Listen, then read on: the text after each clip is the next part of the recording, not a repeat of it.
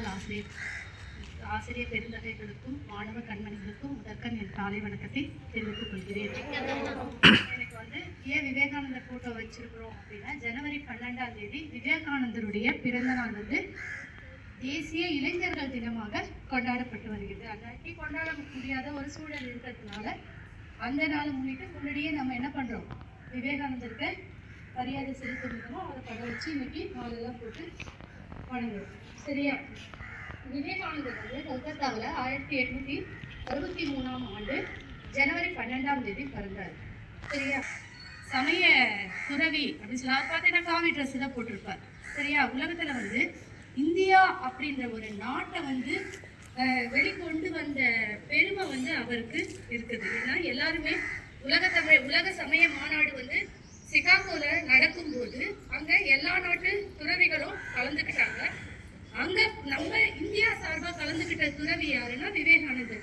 அப்ப இந்தியானாலே அவங்களுக்கெல்லாம் ரொம்ப கேவலமா இருந்தது.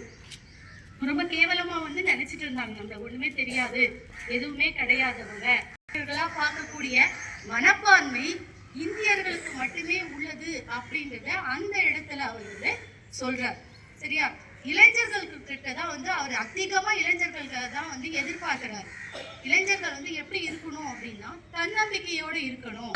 100 இளைஞர்களை தாருங்கள், இந்த உலகையை நான் மாற்றி காட்டுகிறேன் அப்படின்னு என்ன பண்ணாரு விவேகானந்தர் சொன்னார். அதனாலதான் அவருடைய பிறந்த நாளை என்ன நாளா கொண்டாடுறோம், நம்ம தேசிய இளைஞர்கள் தினமா கொண்டாடுறோம். சரியா? இளைஞர்களுக்கு அவ்வளவு ஊக்கத்தையும் தன்னம்பிக்கையும் கொடுத்தவை அவருடைய கருத்துக்கள். அதனாலதான் இளைஞர்கள் தினமா நம்ம கொண்டாடிட்டு வரோம். எந்த நாளை தேசிய இளைஞர்கள் தினமா கொண்டாடுறோம்? ஜனவரி 12 விவேகானந்தர் அவர்கள் பிறந்த நாள். சரியா? அதனால எப்பயுமே நீங்க தன்னம்பிக்கையோட இருக்கணும். உங்களை நீங்க நம்பணும், மற்றவங்களை நம்பாத. உங்களை நீங்க நம்பினீங்கன்னா கண்டிப்பா உங்களால எந்த செயலையும் சாதிக்க முடியும், வெற்றி பெற முடியும். நமது தமிழாசிரியர் சுந்தரம்மான் அவர்களுக்கு நன்றியை தெரிவித்துக் கொள்கிறேன். விவேகானந்தரோட ஆசிரமம் ஒருத்தர் சார் நடத்திட்டு இருக்காரு. ஓகேங்களா? அவர் தான் போன வருஷம் போன வருஷமும் அதே மாதிரி கொடுத்தாரு, இந்த வருஷமும் அதே மாதிரி கொடுத்துட்டு இருக்காரு. அவர் அவருடைய ஆசிரம சார்பா 12ஆம் தேதி கொண்டாடு எல்லா பண்டிகைகளும் கொண்டாடுது. அவருடைய எதுவுமே யூஸ் பண்ண மாட்டாராம்.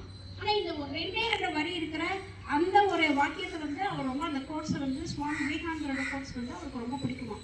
அது என்னன்னு பார்த்தீங்கன்னா, நிறைய பேர் நான் இதை செஞ்சேன் அதை செஞ்சேன் அப்படின்னு சொல்லிட்டு எல்லாருமே தப்பெருமையாக அதெல்லாம் பேசிப்பாங்க, நம்ம நேம் வெளியே வரணும் அப்படியெல்லாம் பேசிப்பாங்க. ஆனால் அந்த மாதிரி ஒரு வேர்டை தான் இவர் மென்ஷன் பண்ணி நிறைய ஏபிஜே அப்துல் கலாம் பார்த்தீங்கன்னா, அது என்னன்னு பார்த்தீங்கன்னா அவர் சொல்லிப்பார் Swami Vivekananda, my name should not be made prominent, but my ideas that not be realized. ஓகேவா? அதுதான் என்னுடைய பெயர் முக்கியம் இல்லை, ஆனால் நான் என்ன சொல்ல வரணும் அந்த கருத்துக்கள் உண்மையாக எல்லாருக்கிட்டையும் போய் சேரணும் அப்படின்ற கருத்துக்கள் அவங்க ரொம்ப